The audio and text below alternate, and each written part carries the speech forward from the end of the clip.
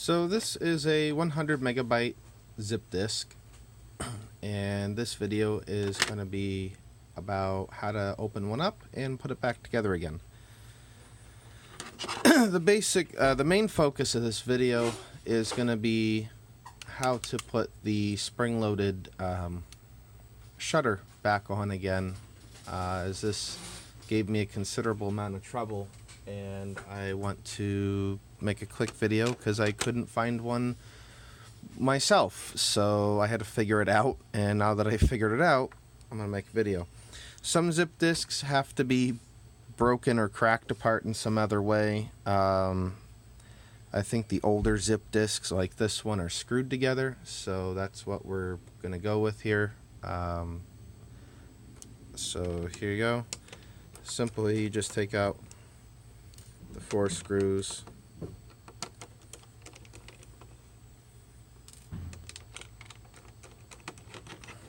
Oh, sorry, I got my handle on the camera there.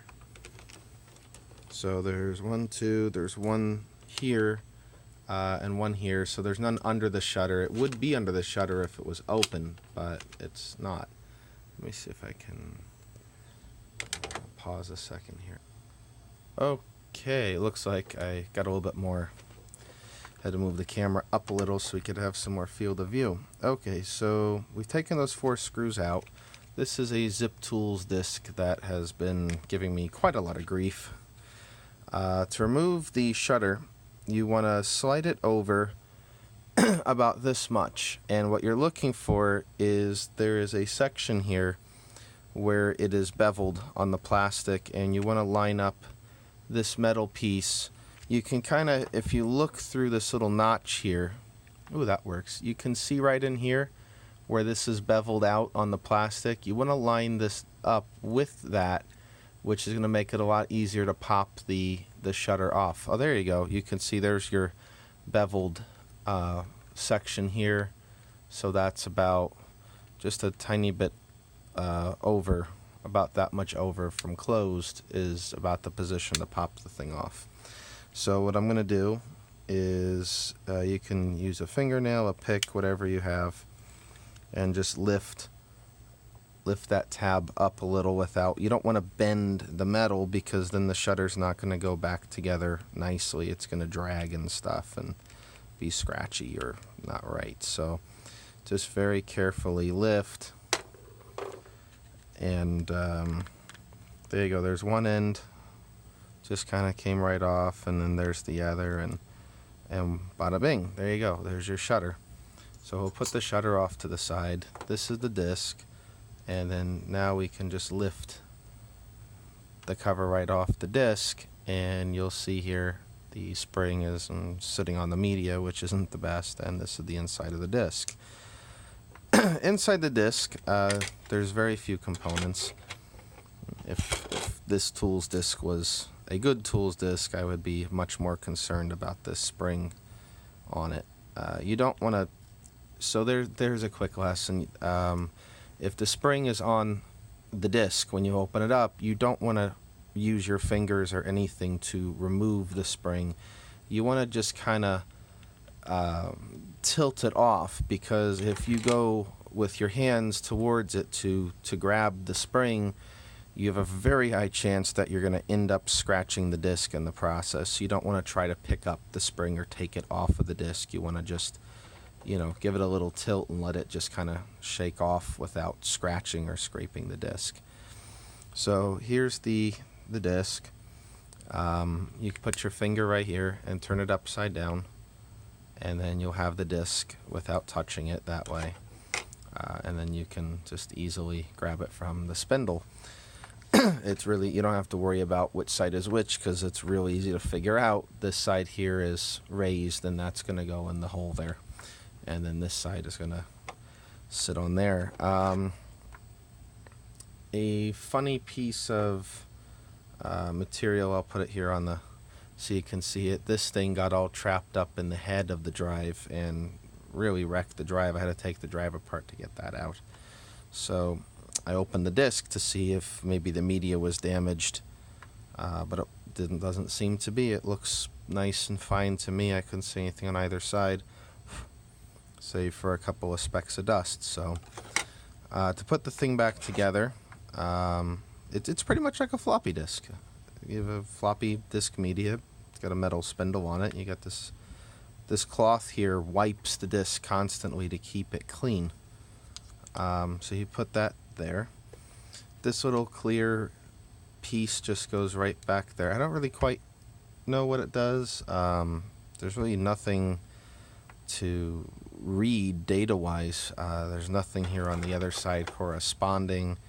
Maybe it just looks to see if the light reflects back to tell that it's a 100 meg disc. I know the later discs, the larger capacity ones, had a different looking piece there. But now, so here's the part that kind of got me for quite a long time, is what to do with the spring and how to put it together. So before you put the disc back together, you're going to start here.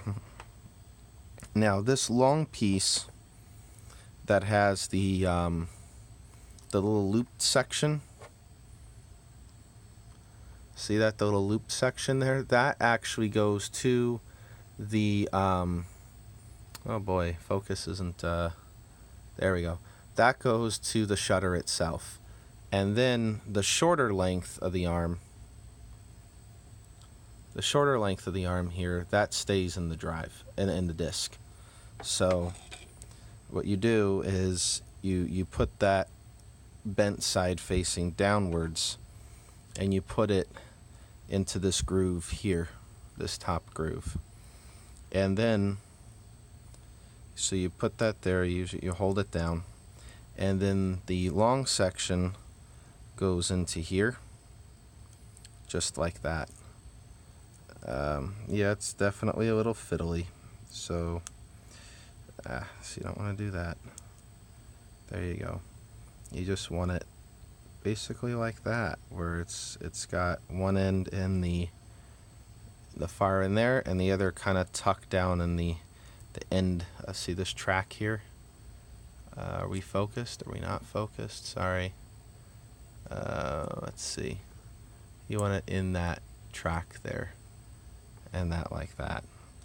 And then what you do is you just put the cover right down on top of it. It doesn't sit well. It does poke up a bit, and this is how it goes. That's it. You don't actually, and that was getting me for a little bit, you don't actually have to attach it to this. If you look inside of here, this hook that catches the spring goes down into the disc and catches this tab itself. So all you have to do is, when you go to put this in with the piece here with the hook, you just put it over a bit to the right of where the catch is on the spring, and then you just kind of slide it over and make sure that it goes into the groove.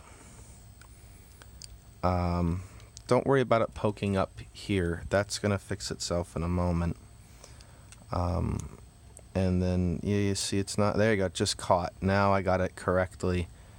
I don't know if, just don't have a way to show that to you, but I do have it. Oh, almost. Spoke too soon, huh? It's a bit fishy. Fiddly. Come on.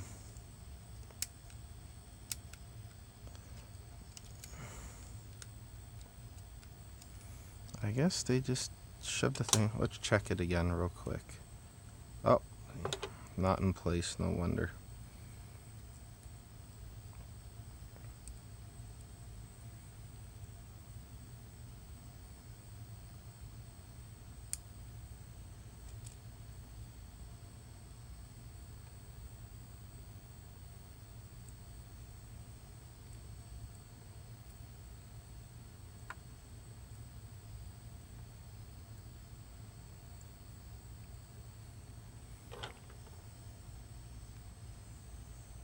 There we go.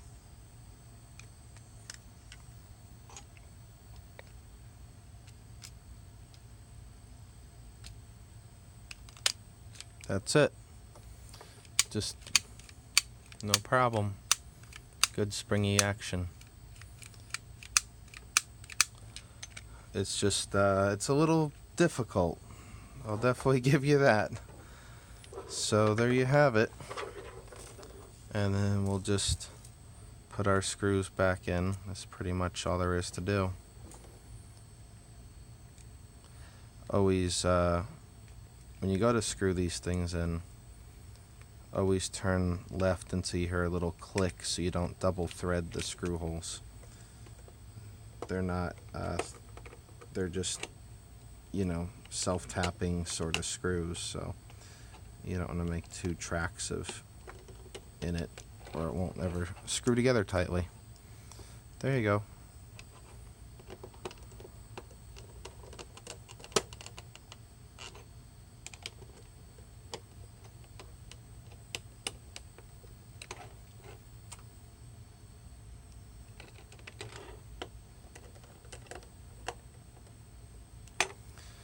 And this is a, I don't know, it says plus 2.0, but this looks like a 0 or a 00 screwdriver to me.